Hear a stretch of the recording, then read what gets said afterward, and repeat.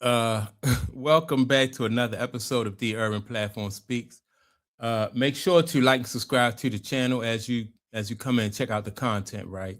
And so, with this being said, man, I want to speak on Rich Paul and talk about. I made a video about this, but I just want to talk about like how this is an example of how not to do business, right? When you talk about uh what is this? Clutch Sports have been in business for probably like close to a decade. LeBron James has been in the league for like 23 years. And now you have Rich Paul coming out and complaining about how he's losing clients, right? But all of that, in my opinion, is because the way, like the mismanagement of Clutch Sports. They use their clients as leverage in order to get LeBron James better deals, right? Which I just thought it was short-sighted of them as business people, because of all the clients for Clutch Sports, the one that needed the less help and already had the most leverage was LeBron James. So what they could have done, they could have took this last decade that they were in business, doing business, they could have took this to build great reputations and great business relationships with their clients. And that would have carried Clutch Sports and LeBron James into to carry them into the future, even after LeBron James retired, because you would have had a loyal client base. But when you hear that clients, people are steering their clients away from Clutch and steering basketball player away from Clutch because of how Clutch do business, it's nobody fault but their own, and they just lack, foresight, and it just proves that Rich Paul, did I say Chris Paul? Rich Paul was not really, he was in over his head as far as being a sports manager, and didn't really know what he was doing, right?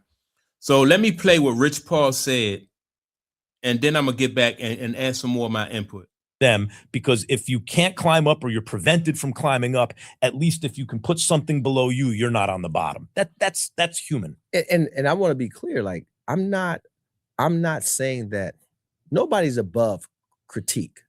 LeBron's not, I'm not, nobody is above critique. But I'm telling you, it's a deeper thing.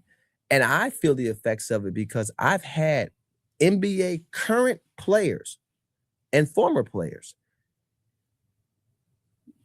involve themselves in a recruiting process with a kid that's not their son and purposely push a kid to a different agency because of their disdain for LeBron, and I'm his guy. So I know what happens and what's to be true. So that's when someone else's success makes you feel bad about you, because it places you below. That's just been it. We have to, and that's the thing. We have to overcome so much to be successful. And success isn't just from a financial perspective, just to be positioned to where you can always be in position. All right, so let me say, right, like they had position, like I said, they had LeBron James, right? And so LeBron James brought a lot of clients to Clutch in the door just because of who he was.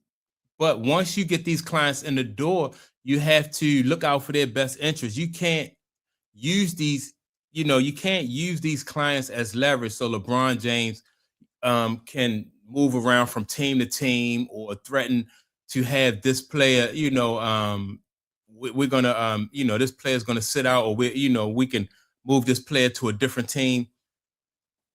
A lot of those guys who was managed by Clutch have gripes with them because of the way, they felt like they were being used as pawns in order for LeBron James to get himself more leverage and be in a better position. Now that LeBron James leverage in the league, because he's on his way out the league, it's going to be hard for them to recruit new clients, right? Because word get around of how they operated. And like I said before, I just think it was a lack of foresight on their part, whereas though they could have used LeBron James to build a strong client base, use LeBron James's his leverage to his leverage and his popularity to benefit their clients, and then that would have been able to take them even into retirement. But they did it the opposite way, which I thought wasn't right. And so I want to read some comments though. And so even this one comment right here says, not to mention the fact that they act like they're the mob or something, right? And so this right here says, look how they roll. Doesn't surprise me. Sooner or later, the La Pride parade will collapse hard, right? And when you have like people always talk about how wise and knowledgeable LeBron James is, I always have to question that because a lot of the decisions that they make, they don't make it based on like living in the here and now. So they're making the decisions based on what's going on right now. How does this benefit us right now? And then later on, like you see now, what's happening now with this team, with this Clutch Sports, they're going to, they're going to fade out because nobody wants to do business with them. And even under the best of circumstances, say LeBron James was and Clutch Sports they was the kind of company that really put their clients first and they looked out for their clients' best interest. It was still going to be some competition coming from other agents and people who want to steer clients in another direction, even under the best of circumstances. So that means that you still have to do right by your clients in order to either keep them or even be able to use them as references going forward. So, like so many different ways, man, that LeBron James and Rich Paul they dropped the ball. And this guy right here says karma. Let me see, karma is getting to him, right? And it is, right? If you do right by your clients, and I've been an entrepreneur for like 20 something years, I have clients now that I've done business with since the beginning of, since day one of my business, right? And they still refer me. This is over 20 years, and they still refer me to people for business, right? So, I just think that if you do business right the right way, then it'll pay off in the long run. But they just use these people as leverage for LeBron. I don't get it. They wasn't thinking about the future. And I think that this guy, Rich Paul, was in over his head. Number one, he was in a field that that he wasn't qualified to be in by all accounts. And so now should he? And people say he shouldn't have been in there, which I think he should, but he could have taken that opportunity to turn it into something greater instead of burning bridges like what they, the way they ran this business. In my opinion, just burn bridges instead of building relationships.